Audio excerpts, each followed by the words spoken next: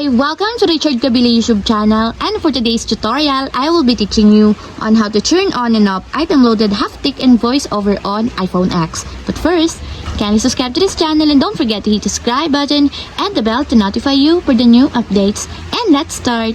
Using your iPhone X from your home screen, first go to Settings. Then in the settings, scroll down and find the accessibility, then tap. Then in the accessibility, go to vision section and then tap the voiceover. Then in the voiceover, scroll down and then tap the audio. Then after that, in the audio, tap the sound and haptics. Then in the sound and haptics, scroll down again and go to app feedback section and then tap the item loaded.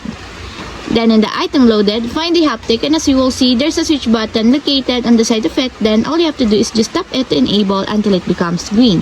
And if you want to disable or turn off, just tap again the switch button, just like this. And that's it, we have successfully turned on and off item loaded haptic and voiceover on iPhone X. If you have a question, kindly comment down below, and don't forget to hit the subscribe button and the bell to notify you for the new updates.